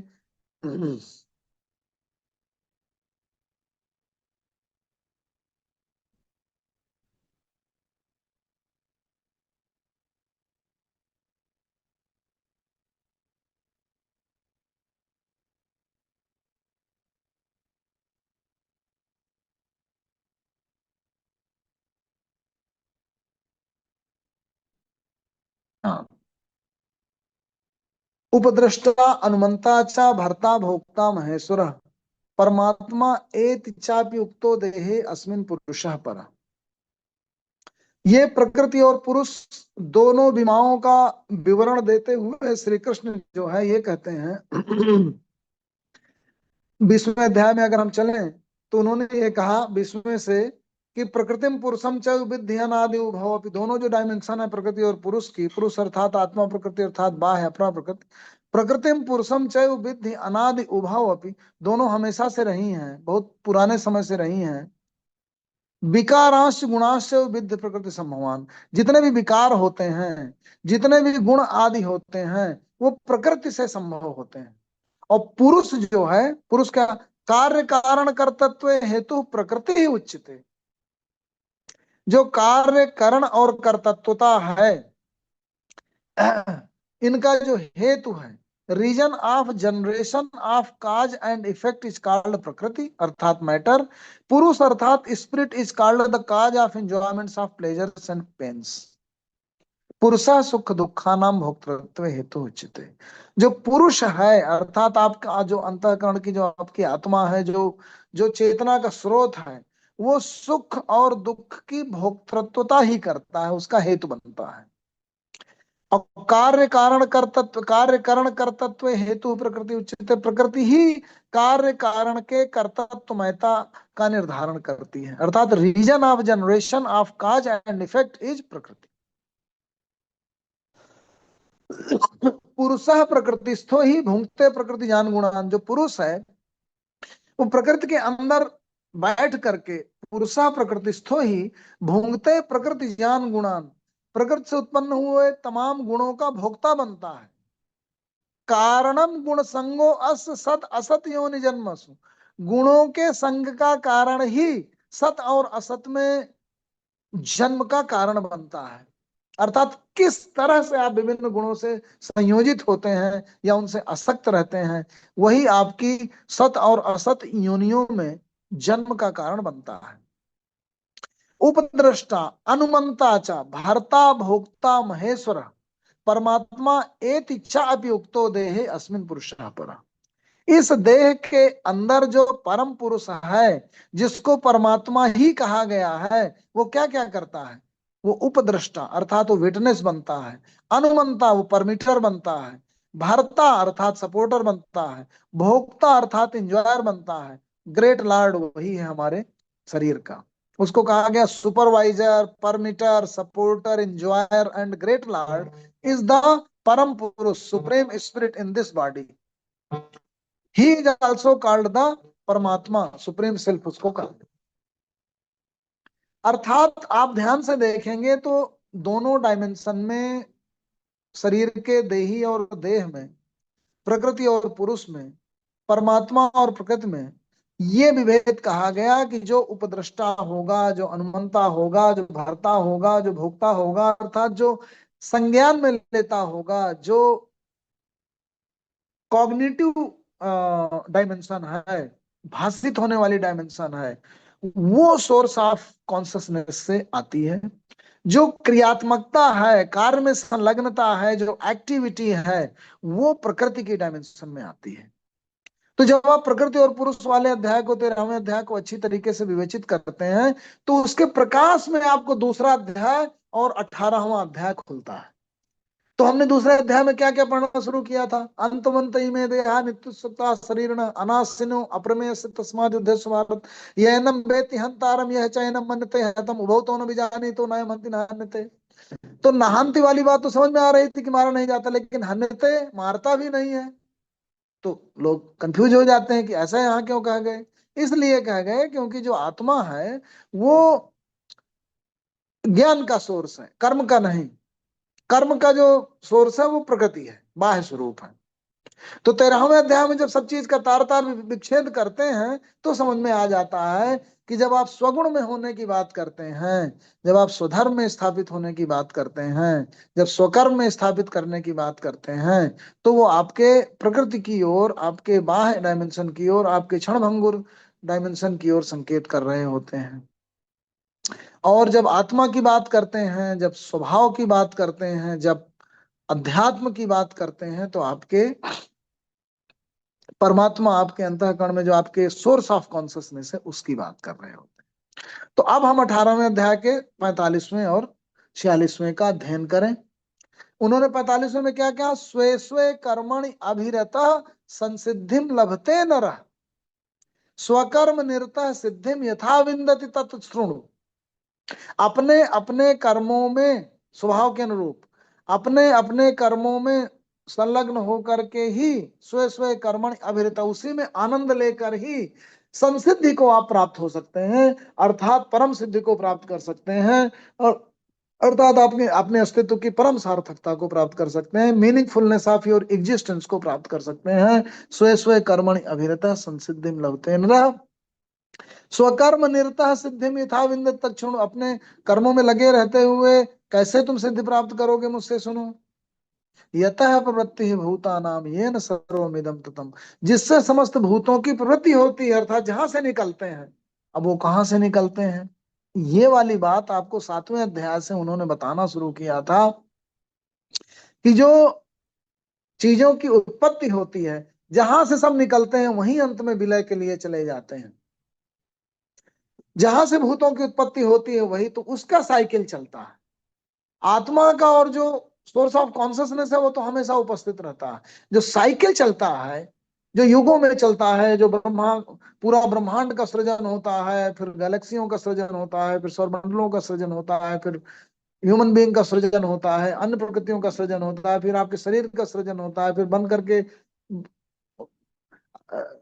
किशोर से जो है यौवनावस्था से फिर वृद्धावस्था, फिर शरीर स्थानांतरण हो गया, फिर ये जो साइकिल हो गया, फिर जो जिस भी चीज का जो साइकिल है, युगों का साइकिल है, व्यक्ति का साइकिल है, व्यक्ति की मानसिकता का साइकिल है, चंद्रमा का साइकिल है, पृथ्वी का साइकिल है, जितने भी प्रकृति के साइकिल है, बीज है, वृक्ष है, फिर पेड़ है, फिर उससे फूल हुआ, फिर उससे फल हुआ, फिर बीज आया। तो ये जो साइकिल्स हैं, इनकी जो साइकिल है वो गुणों के आधार पर चलती है। उस साइकिल को समझने की आवश्यकता है। वो 8वें अध्याय में 7वें अध्याय में उन सबसे बताया, और उसी में बताया निकलता और विलय हो जाता। तो जब आपकी शरीर की स्थिति है तो शरीर को कैसे कर्ममय होना है, वो 3रे अध्याय में पूरी तरीके से उसको। अच्छा, अर्जुन को यही जब 2रे अध्याय की पूरी व्याख्या करते करते जा रहे थे तो उन्होंने 2 चीजें कही थी। उन्होंने कहा बुद्धि योग में जब तुम स्थापित होगे, नेहा विक्रम नासोवस्ति, इसमें जब तुम युक्त होगे, 2रे अध्याय के 39वें 40वें श्लोक में क्या कहते हैं, 38वें में, सुख दुखे समय कृत्वा लाभा लाभौ जया जयौ ततो युद्धा युज्यस नैवं पापम अवाप्यसे। तुम अपने मन को सम्मय स्थिति में स्थापित करके तुम अपने स्वभावमय अध्यात्मय हो जाओ। जब उस प्रकाश से प्रकाशित होने लगोगे, अर्थात सुखों दुखों का फर्क नहीं पड़ेगा, अर्थात मन के प्रभाव से मुक्त होकर अंतःकरण में चले गए। क्या कहा, ये बड़ी एक हर जगह यूज होता है ये वाला श्लोक, सुख दुखे समय कृत्वा लाभा लाभौ जया जयौ ततो युद्धा युज्यस नैवं पापम अवाप्यसे। एक कसौटी बताई कि अर्थात सुख दुख से परे चले जाओ। तो सुख दुख का प्रभाव कब तक, जब आपका जो फोकस ऑफ कंसंट्रेशन आपका मन में रहेगा, इंद्रियों में रहेगा, अहम में रहेगा, अर्थात आपका जो कंसंट्रेशन है वो अभी अध्यात्म में नहीं गया, वो बाह्य चीजों में ही है। यही कसौटी है, इसी से आप जान लीजिए। जब आप आध्यात्मिक होंगे, स्वभाव में स्थापित होंगे, तब आप वहां परमात्मा में स्थापित होंगे। तो जब वहां गए तो आपके निर्णय गलत होंगे, क्योंकि आप सही जगह बैठे ही नहीं है, वहां से विकृत चीज दिखेगी। तो ऐसी जगह जाओ जहां से सुख दुख न भाषित हो, अर्थात मन में कंसंट्रेशन मत रखो, अपने फोकस ऑफ कंसंट्रेशन मत रखो, सोर्स ऑफ कॉन्शियसनेस आध्यात्मिक होना चाहिए। तो सुख दुखे, जहां सुख दुख सम्मय हो जाए, अर्थात इंद्रियों का, मन का, इन सब का प्रभाव भी उसके परे चले गए, सुख दुखे समय कृत्वा लाभा लाभ हो। लाभ और अलाभ क्या है, क्षणिक है, समाज के परिदृश्य में है, तुम्हारे मन को, अहम को, इन सबको, स्टेटस को तुष्ट करने वाला है, वो वास्तविक नहीं है, सब समाज के परिप्रेक्ष्य में है। भ्रमित हो अभी अगर तुम वहां पे बैठ करके उससे प्रभावित हो रहे हो। सुख दुखे समय कृत्वा लाभा लाभो जया जय, मैं जीता मैं हारा, वो जीता वो हारा, ये मेरा वो मेरा। जब तक मेरा तुम्हारा का भेद है, अर्थात सही जगह अभी भी नहीं गए, अभी ट्रांसेंड नहीं कर पाए इन तमाम रिलेशंस को, कैसे न्याय करोगे। जब अपना पराया आ जाएगा, अपनों का फेवर करने लगोगे, गड़बड़ हो जाएगा मामला। इसका मतलब अंतःकरण में नहीं जाके बैठे, वहां पे नहीं बैठे जहां बैठना चाहिए। तो सुख दुखे समय कृत्वा लाभा लाभो जया जय ततो युद्धा युज्यस नैवं पापम वापस। जब उस जगह जाके बैठ जाओगे तो फिर जो तुम कर्म करोगे वो धर्ममय होंगे, क्योंकि वो विवेक के प्रकाश से, ज्ञान के प्रकाश से, आत्मा के प्रकाश से प्रकाशित होने लगेंगे। फिर तुम्हारा सही जगह चलने लगोगे, फिर जो करोगे वो सही होगा, फिर तो सही ही करोगे, गलत कर ही नहीं सकते हो, इसीलिए पाप नहीं आएंगे। सुख दुखे समय कृत्वा लाभा लाभो जया जय ततो युद्धा जिसमें पापमो वापस ऐसा ते विते सांख्य बुद्धि होगे तुम सुन बुद्धिया तो या पार्थ कर्म अंधम प्रहास ऐसा ते विते सांख्य, मैंने तुम्हें जो विद्या बताई वो सांख्य के हिसाब से बताई। बुद्धि होगे तो इमाम सुनो, अब बुद्धि योग के हिसाब से सुनो। बुद्धिया युक्त तो या पार्थ कर्म बंधम प्रहास, जब तुम बुद्धि से युक्त हो जाओगे तो कर्म के अनुबंधों को काट दोगे अच्छे से। ये क्या चीज हो गई भाई? जब बुद्ध योग में स्थित हो जाओगे अर्थात बुद्ध के प्रकाश से प्रकाशित हो जाएगा तुम्हारा अंतःकरण, तुम में सुख दुख के और इंद्रियों के और अहम के और तमाम सारे बुद्ध के विचलनों के प्रभाव तुमको नहीं प्रभावित करेंगे, अच्छी तरीके से तुम्हारी सोर्स ऑफ कॉन्शियसनेस में स्थापित हो जाएगी। तो बुद्धिया युक्त या पार्थ कर्म बंधम प्रहास्यसि, कर्म के अनुबंधों को तुम काट दोगे, कर्म के बंधनों का इंप्रेशन नहीं पड़ेगा, कर्मों का प्रभाव नहीं पड़ेगा, निर्लिप्त भाव से कर्म कर पाओगे। नेहा विक्रम नाशो अस्ति प्रत्यवायो न विद्यते स्वल्पम अपि यस्य धर्म से त्रायते महतो भयात, थोड़ा सा भी अगर ये बुद्धियों का धर्म तुमको मिल जाएगा तो महान भय से तुम्हारा परित्राण कर देगा, उससे तुम्हारी मुक्ति कर देगा। नेहा विक्रम नाशो अस्ति प्रत्यवायो न विद्यते, और ये जो मार्ग है इसमें विचलन नहीं है, इसमें जो भी कर्म करोगे वो समाप्त नहीं होते, प्रत्यवाय नहीं होता, अर्थात जितना कर दिया वो संचित हो गया उसी में आगे बढ़ते चले जाते, उलटते नहीं हो। तो नेहा विक्रम नाशोस्ति प्रत्यवाय विदिते स्वल्पम अप्यस्य धर्म से त्रायते महतो भयात, थोड़ा सा भी अगर ये धर्म तुम्हें मिल जाएगा अर्थात बुद्धि के बुद्धियोग का प्रकाश मिल जाएगा तो कितना भी बड़ा भय हो उसको तुम पार कर जाओगे। तो ये बुद्धियोग जब बताना शुरू किया, फिर कर्म की व्याख्या की, तो अर्जुन को लग गया कि भाई ये तो भाई तो दोनों चीजों को मिश्रित करके चल रहे हैं कृष्ण। वो चाहते हैं कि बुद्ध के प्रकाश से प्रकाशित हो जाए और कर्म के मार्ग में लग जाए। क्यों? क्योंकि शरीर की उपस्थिति ही, इस नाशवान शरीर की स्थिति ही कर्म की स्थिति को जरूरी बनाती है, जरूरी है कर्म। वही पूरा तीसरा अध्याय कर्मयोग की व्याख्या करता है। तो ये तो एक अलग पूरा चैप्टर लेना पड़ेगा कि कर्मयोग में हमें क्यों जाना पड़ता है, कर्मयोग की आवश्यकता क्यों है। वो तो पूरा रह ही गया, अभी तो शुरुआत ही नहीं हो पाई। अभी तो दोनों बीमाएं कैसे हैं, दोनों चीजों को लेके कैसे कृष्ण चल रहे थे, जिसको बाद में पिरोया गया प्रकृति और पुरुष को। शुरू से ही जो दोनों बीमाओं को लेके चल रहे थे कि स्थाई वाला और अस्थाई वाला, अर्थात पुरुष वाला और प्रकृति वाला, एक हमेशा बने रहने वाला प्रकाश पुंज आत्मा और दूसरा जो शरीर, एक के लिए स्वभाव और आध्यात्मिकता की स्थिति और दूसरे के लिए स्वकर्म में रहते हुए स्वधर्म में आगे बढ़ने की स्थिति। तो यही कंफ्यूजन होता है। जो ज्ञान मार्गी है वो केवल आध्यात्मिक क्षेत्र को लेकर निकल पड़ते हैं, जो विज्ञानवादी हैं वो कर्म वाले क्षेत्र को लेकर निकल पड़ते हैं। जबकि ध्यान से देखा जाए तो उन दोनों के सूत्रों को बहुत अच्छी तरीके से पिरोते पिरोते स्वकर्म चीज को भी, मतलब स्थायी चीज को भी, अस्थायी को भी, पराभिमा को भी, अपराभिमा को भी, ज्ञान के क्षेत्र को भी, कर्म क्षेत्र को भी, दोनों को मिलाते हैं अर्थात भक्तिमय बनाते हैं। और वो कर्म की और ज्ञान की सरणी जो अदृश्य भक्ति की सरणी है, अर्थात जो गंगा यमुना और सरस्वती का संगम है, वो गीता में मिलता है। वो जो है आप जब उसको अच्छी तरीके से उसका रस लेने लगेंगे तो आपको अमृत जैसे आनंद की प्राप्ति हो जाएगी। तो अभी तो शुरुआत करने की सोचा था, शुरुआत हो ही नहीं पाया, अब खत्म हो गया पूरा टाइम, अब अगले में जो है इसको लिया जाएगा। बहुत बहुत धन्यवाद आदरणीय डॉक्टर साहब। सभी लोग अनम्यूट हैं, इस संबंध में किसी का कोई प्रश्न बनता है तो आदरणीय बुजुर्ग साहब से पूछ सकते हैं। बाद में तो सब निरस्ता हमारे बोलेंगे। सर ये तो जो सेक्शन है, धारा है, श्लोक है, ये जी 2 के बाद 7, 7 के बाद 8, 8 के बाद 13, तो ये तो कैसे कैसे मतलब हम लोग कैसे मतलब एकदम। मतलब अब क्या बताएं, कुछ जब आज जैसे ही मैं आ रहा था तो मैंने कहा बहुत दिन हो गया चर्चा ही नहीं की गई। तो अब फिर ध्यान में आया कि हम तो अभी कुछ गीता का पढ़ना ही नहीं आरंभ किए, तो कहाँ से अच्छा। पढ़ा जाए, तो दूसरे अध्याय से ही हम्म जहां से शुरू करते हैं वहीं से शुरू किया जाए। तो हम्म हमने कहा असली बात तो अभी चर्चा हुई ही नहीं, हम्म असली चर्चा कर्म ज्ञान और भक्ति कैसे पिरोते हैं एक दूसरे से, वहां से शुरू किया जाए ताकि बाकी चीजें उसी के आलोक में खुलने लगे। तो आज से हमने वही शुरू किया है कि कैसे खोला जाए ज्ञान कर्म और भक्ति के स्रोत को। तो वहां नजर गई तो फिर वही 4-6 चीजें चर्चा हो गई। अब अगली चर्चा इसी को आगे बढ़ाया जाएगा, कर्मयोग को, कि कर्मयोग का शास्त्र कैसे है। वैसे अध्याय 2 के 11वें श्लोक से स्टार्ट होता है, 10वें श्लोक से होता है दोनों? अब उसमें कहा गया ना कि तमुआच ऋषिकेश प्रसन्न भारत, प्रसन्न होकर के वो हंसते हुए से बोले। हम्म, चलिए ऋषि साहब कुछ बो, हाथ बोलते 11वें से हैं, बोलते क्या 11वें से हैं। और देखिए और क्या असो कुछ? जी जी जी ऋषि जी। साहब खोल लीजिए, साउंड खोल लीजिएगा, आपकी साउंड बंद है। हाँ। अच्छा, प्रश्न तो बहुत उठे हैं बीच में, प्रश्न भी भूलते रहे, मैं लिख नहीं रहा था। जी जी एक जो मैं हमेशा सोचता था, लेकिन जी आप लोग हमेशा बोलता, लेकिन आज आपने वो यूज किया है भाई, ये जो पुरुष है, ये जो आत्मा है, जो ब्रह्म है, जो भी है अंदर है, ये एंजॉयर है। तो इसका ये आप सिर्फ दृष्टा नहीं है, आपने ही कहा उस श्लोक के बता, तो एंजॉयर है। इस पे फर्क पड़ता है, इसे कई बात बोलते ना, आत्मा तृप्त हो गई, वो है एंजॉय। तो इसका ये मेरा कहने का यही मतलब है। दूसरी ये बात इसी से ही उठती है कि ये सारी आत्माएं एक नहीं है। जो अच्छा, मैं एक और प्रश्न करता हूँ, कहीं भगवान कृष्ण ने कहीं जीवात्मा का नाम लिया है? एक तो आत्मा है, एक जीवात्मा है। आत्मा बेस बेस आत्मा का सब ठीक है, लेकिन जो जो नया शरीर धारण करती है वो आत्मा के साथ एक जीवात्मा भी करती है।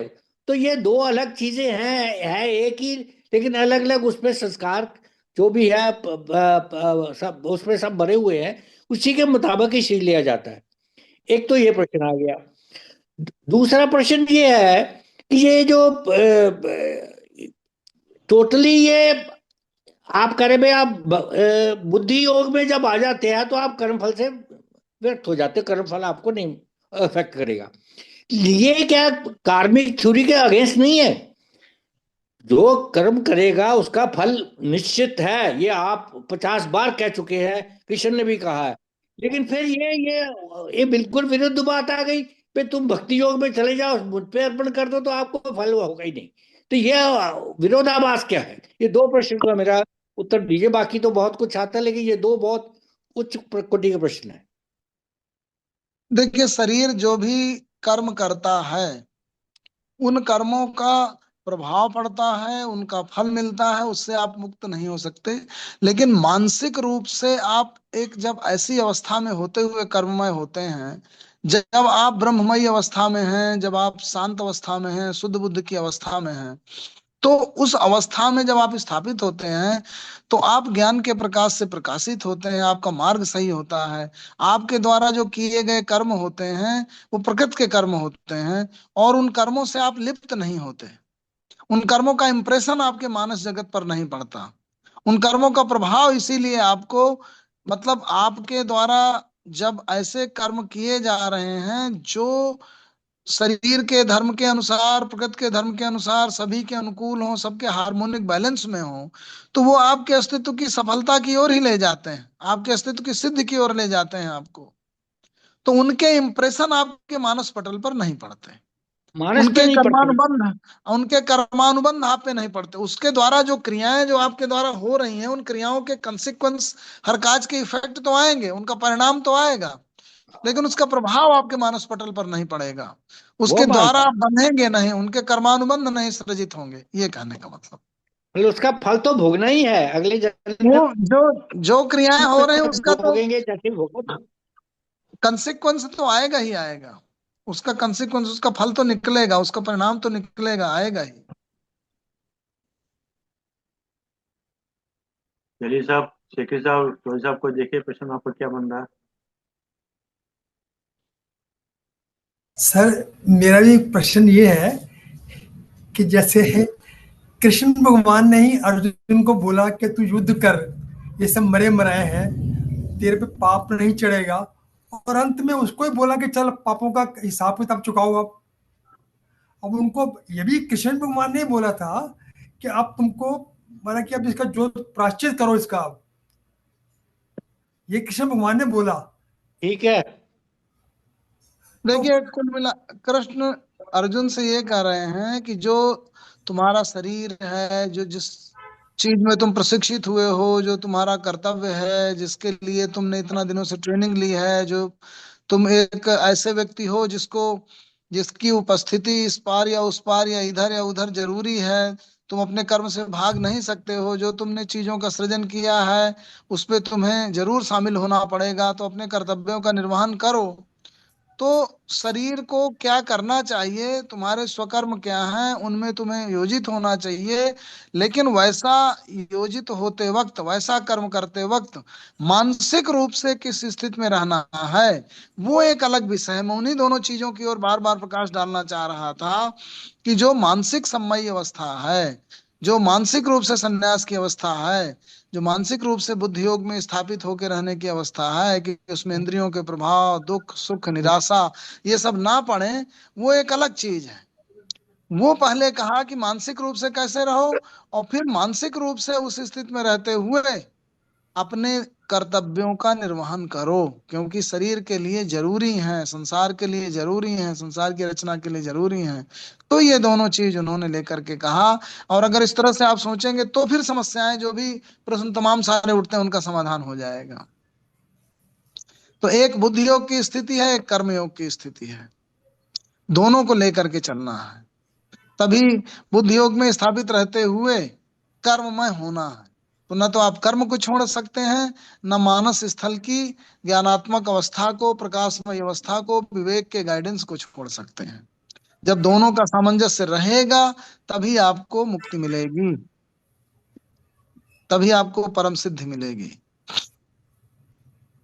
चलिए जोर साहब, आप भी कुछ क्वेश्चन, क्या बनना आपका? प्रणाम डॉक्टर साहब, प्रणाम। जी प्रणाम सर, प्रणाम सर।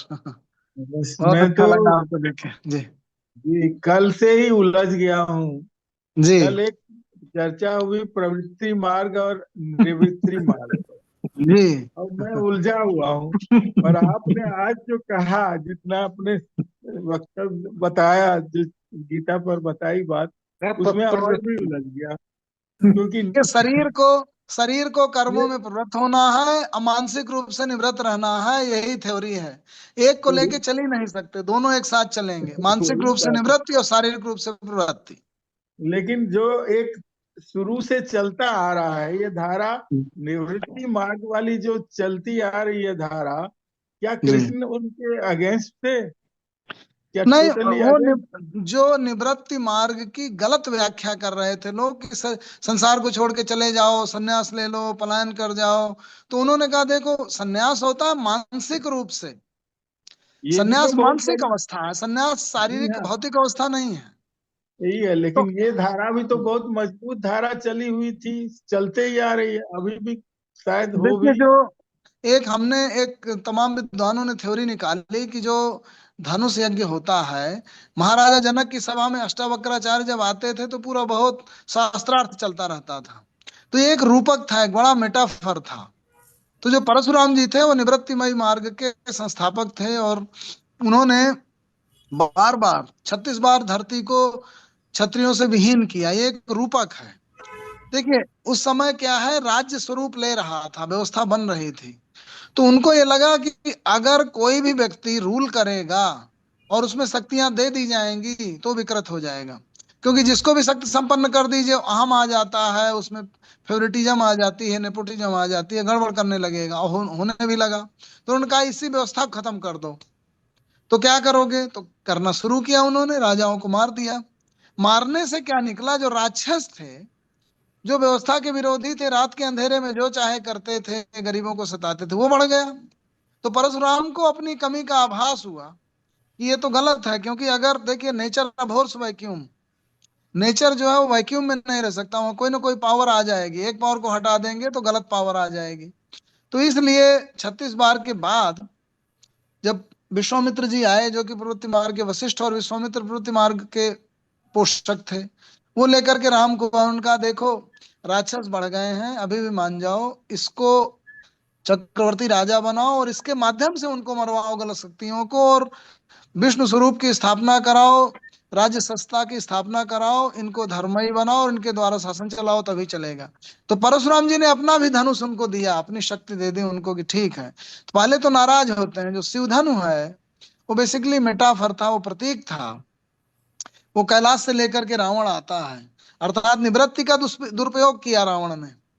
और परशुराम समझ नहीं पाए पहले, वो बार बार जो है धरती को क्षत्रियों से विहीन करते रहे। बाद में उनको लगा कि नहीं, इससे तो राक्षस ही पनपेंगे, तो उन्होंने राम को कहा ठीक है जाओ, मेरा आशीर्वाद है, मेरा सहयोग है। और वहां पे निवृत्ति और प्रवृत्ति मार्ग का दोनों का मिलन कराते हैं जनक जी की सभा में। तो अष्टावक्राचार्य जी ने जो ज्ञान दिया उसके माध्यम से राजा जनक ने जो विदेह थे वो आंतरिक रूप से निवृत्ति में रहते थे, बाह्य रूप से प्रवृत्ति में रहते थे, शासन भी करते थे। और गीता में 20वां श्लोक जो तीसरे अध्याय में आया वो यही आया है। वो यही कहता है कि जनक आदि जो राजे रहे, कर्मणैव संसिद्धिम आस्थिता जनकादय लोक संग्राम में वापि संपत्सन कर तुम अर्हसि। कि जनक आदि जो राजे रहे वो लोक संग्रह को ध्यान में रखते हुए, लोक के कल्याण को ध्यान में रखते हुए भी मानसिक रूप से निवृत्त रह के प्रवृत्त रहे, अर्थात राज्य कर्म किया, तभी शासन सत्ता चली, मनुष्य की सत्ता चली और सब कुछ व्यवस्था स्थापित हो पाई, नहीं बिगड़ जाती। तो इस तरह से एक मेटाफर है जो हमारी जितनी कहानियां हैं उनके माध्यम से इन तमाम चिंतनों को एक बहुत ही आम जनता तक पहुंचाने का काम किया गया है उस रूप में। धनुष भंग को अगर आप समझेंगे तो आपको चीज समझ में आ जाएगी कि प्रवृत्ति और निवृत्ति अलग नहीं की जा सकती, अलग की जाएंगी तो विकृति होगी। राज्य में प्रवृत्त होते हुए भी, कर्म में प्रवृत्त होते हुए मानसिक रूप से निवृत्त रहना ही मार्ग है। ये निकला था रामचरितमानस के माध्यम से, और उसको गीता में भी कहा गया है। अभी जो भगवान महावीर और भगवान बुद्ध की जो बात चली थी, जी। क्या वो निवृत्ति मार्ग को ज्यादा मानते हैं या क्या, या नहीं, एक्चुअली बुद्धिज्म जो थी, देखिए जैनों ने तो प्यूरिफाई किया। शरीर जब बहुत ज्यादा भोग में संलग्न हो जाता है तो उसमें विकृतियां आ जाती हैं। तो उन्होंने उन भोगों से दूरी बढ़ाने के लिए निवृत्ति मार्ग बताया कि हमको थोड़ा निवृत्त होना है, हमको इससे दूर होना है, हमको तपस्या करनी है, हमको ऐसे क्रियाएं करनी है जिससे शरीर के दोषों को हटाया जा सके और इस तरह से अपने आप को निर्मल बनाना है। बुद्धिज्म में भी कमोबेश कुछ ऐसी ही क्रियाओं की बात की गई कि देखिए, बुद्धम शरणम गच्छामि, संघम शरणम गच्छामि, धर्मम शरणम गच्छामि। पहले तो आप जो है बुद्धि योग में जाइए। और बुद्धि कहाँ से मिलेगी? संतों के सत्संग से मिलेगी। तो संघ अर्थात संत, संत जनों के जब आप साथ बैठेंगे तो फिर आपको बुद्धि मिलेगी और फिर आप धर्म के शरण में जाएंगे। तो संघम शरणम गच्छामि, बुद्धम शरणम गच्छामि, फिर धर्मम शरणम गच्छामि हो जाएगा आपका। तो वो सत्संग के माध्यम से उन्होंने बताया कि संसार में जब आकांक्षा की उत्पत्ति होती है, राग की उत्पत्ति होती है, तो वहीं से समस्त दुखों का सृजन होता है। इसलिए राग को काट दो। तो वो कहीं ना कहीं मानसिक संन्यास की बात करते हैं, क्योंकि हम क्रिया करते करते मानसिक रूप से तमाम सारी चीजों के भोग में आसक्त हो जाते हैं। तो उसको काटने के लिए जो बुद्धिज्म था वो आम जनता के लिए एक सिंप्लीफाइड निवृत्ति मार्ग था, जो संसार में प्रवृत्त रहते हुए। जबकि पहले तो उन्होंने संन्यास की बात की, लेकिन बाद में उन्होंने धर्म की बात कह दी कि पहले जो है संगम शरणम गच्छामि, जब संघ की शरण में जाएंगे तो बुद्धि प्राप्त, और फिर संतों के साथ बैठेंगे तो बुद्धि की प्राप्त हो जाएगी। संगम शरणम गच्छामि, बुद्धम शरणम, फिर धर्मम शरणम गच्छामि। उन्होंने ये नहीं कहा कि आप संन्यास ले लो। तो धर्म की शरण में जाना ही, धम्म की शरण में जाना ही अंतिम सिद्धि है। और वो गृहस्थ को भी मिल सकती है और सन्यासी को भी मिल सकती है। उसके लिए सन्यास को आवश्यक नहीं बताया। बहुत तो बहुत वो भी एक धन्यवाद। तरीके से उस अति को और विकृति को दूर करने का प्रयत्न था बौद्धों के द्वारा। इस तरह बहुत ठीक। अच्छा लगा, बहुत अच्छा। जी। चलिए, आदरणीय आप साहब। बहुत बहुत धन्यवाद आदरणीय जी। श्री अरविंद शर्मा जी, जो आपने मुझे अवसर प्रदान किया। हालांकि मैं लेट आया था, लेट ज्वाइन किया, बट बाद में जैसे उपसंहार करते हैं भदौरिया साहब, उन्होंने पूरा बता दिया और आपने बता दिया कि अध्याय 2 से शुरुआत की थी।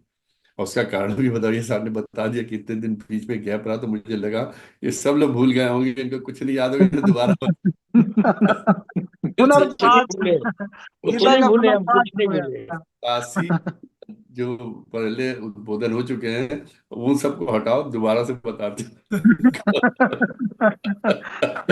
अब हम लोग के 100 नहीं प्लेटों तक पहुंचेंगे। तो दोबारा कर्म योग, ज्ञान योग, बुद्धि योग, सारे योग बताते हैं, ये लोग भूल गए होंगे। तो ये एक बहुत अच्छी प्रवृत्ति, जो उनको लगा कि बीच में काफी गैप हो गया है, तो चीजों को कैसे रिवाइज करें, तो उन्होंने वहां से शुरुआत कर दी, अध्याय 2 से, जहाँ से वाक्य ज्ञान योग की शुरुआत होती है। और आज उन्होंने प्रकृति का आत्मा का, शरीर का, इन तीनों का कैसे सामंजस्य किया जाए कि हम लोग, हमारी आत्मा इस शरीर में रहते हुए प्रकृति का कैसे उपयोग करती है, उसके ऊपर हमारे सारे पुण्य और पाप निर्भर करते हैं। मुझे तो ये चीज बहुत अच्छी लगी जो उन्होंने बताया कि प्रकृति में रहते हुए प्रकृति का उपभोग करके कैसे, किन तरह से आप उपभोग करते हैं, उसके ऊपर यह आप डिपेंड करेगा कि आपने पुण्य किया या पाप किया। शेखरी साहब ने कहा था कि वो, उन्होंने, कृष्ण भगवान ने बाद में कहा, पहले कहा कि जो कर रहे हो ये कर्म है, और बाद में कहा तुम अपने पाप के लिए प्रायश्चित करो। तो सर ऐसा होता है कि हम लोग किसी भी काम को करते हैं तो उसको किस संकल्प से करते हैं, वो संकल्प कहीं ज्यादा मायने रखता है। यही आप शहर में रहते हो, किसी से आपसे राइवलरी हो जाए, आप किसी का मर्डर कर दो, वो पाप है। लेकिन यही आप देश के लिए बाउंड्री के ऊपर बैठे हैं, बॉर्डर के ऊपर बैठे हैं, और अपने दुश्मन देश के किसी भी सैनिक को मार दे, एक नहीं 500 मार दीजिए, वो पाप नहीं है। आपने हत्या दोनों तरफ की है, लेकिन संकल्प आपका क्या था, इसके ऊपर डिपेंड करता है। तो जो संकल्पित चीजें रही होंगी उसके लिए नहीं, जो नहीं संकल्पित रही होंगी इधर उधर कर दिया होगा, उसके लिए कहा चलो पाप का प्रायश्चित करो। और सही बात, एक जो भी बताई बात हो रही है साहब ने, कि जरूरी नहीं है सन्यास के लिए कि हम लोग संसार का त्याग करें और भगवा कपड़े या सफेद कपड़े वस्त्र पहने और शहर छोड़ के वहां पे कदराव में चले जाएं। अपने गृहस्थ आश्रम में रहते हुए, संसार में रहते हुए, अपने आप को संसार से डिटैच रखे, संसार से में रहते हुए, संसार से का पूरा उपभोग करते हुए उसमें अपना मन ना लगाएं, उसमें संन्यास रखें। उससे बड़ा सन्यासी कोई नहीं। तो इसलिए कहते हैं जो गृहस्थाश्रम में रहते हुए भी जो सन्यासी है, उससे बड़ा सन्यासी कोई नहीं होता। वो सन्यास ग्रहण करना वाकई में बहुत मुश्किल है। बाहर जाके जैसे आप पहाड़ पे चले जाओ, जब वहां कुछ है ही नहीं तो सन्यास तो अपने आप हो गया, बट नेचुरल है। पेड़ पेड़ पौधे हैं, पक्षी हैं, जानवर हैं, उन्हीं को आप देखिए, जंगलों में घूमिए। तो जब कोई आपको इस तरह के लोभ के लिए कुछ चीज ही उपलब्ध नहीं है, तो आप क्या उस वहां पे आकर्षित होंगे, या क्या आपका मन खराब होगा। लेकिन अगर संसार में सब चीज यही योग था, यही योगी थे भगवान श्री कृष्ण, इसीलिए गीता उनकी है, और उन्होंने गीता में सारी चीजें बहुत अच्छे से बताई है। भगवान कृष्ण के साथ यही सबसे बड़ी बात थी कि वो सब चीजों को बीच में रहते हुए सबसे हटे हुए थे, और सबसे बड़े योगी उन्हीं को इसलिए महायोगी कहा जाता है। तो आज आपने एक बार पुनः, मैं कहूंगा कि 87 के बाद 88 से नंबर 1 शुरू किया। भदौरिया साहब ने कहा कि आज हो नहीं पाया, अगली बार से फिर दोबारा शुरू करेंगे, बताएंगे।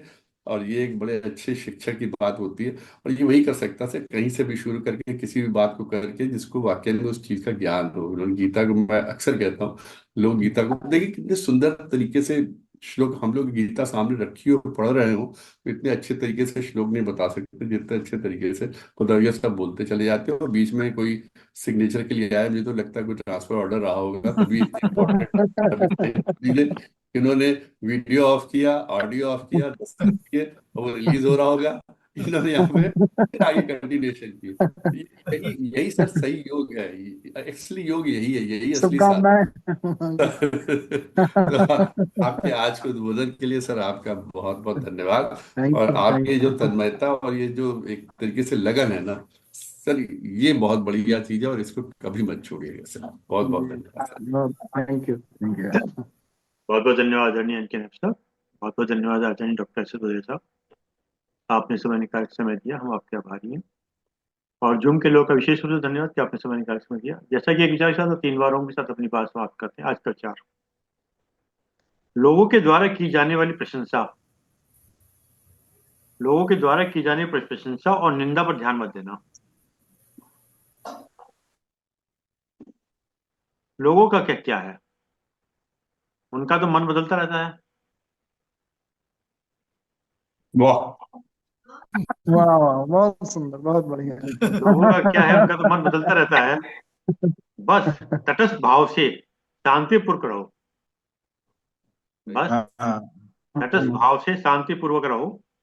जिसने जी, शांत भाव से रहना सीख लिया, सही मायने में तो हाँ। उसने सचमुच रहना सीख लिया। बहुत वाह, बढ़िया। बहुत सुंदर, बहुत बढ़िया। सुंदर सुंदर, अति सुंदर। वाह बहुत वाह अच्छा। वाह। वाह वाह का मैं किस दिन इसका, ये बहुत जरूरी वाह होना। बहुत अच्छा।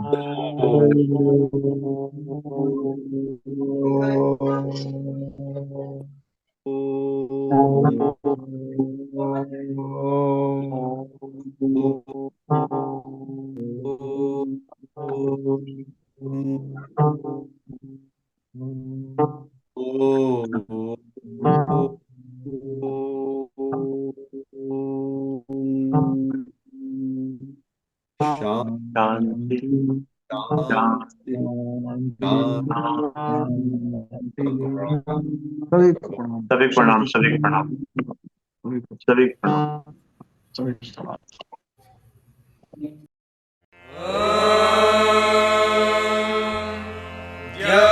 शान्तिरन्तरिक्षं शान्तिः पृथिवी शान्तिरापः शान्तिरोषधयः शान्तिः वनस्पतयः शान्तिर्विश्वे देवाः शान्तिर्ब्रह्म शान्तिः सर्वं शान्तिः शान्ति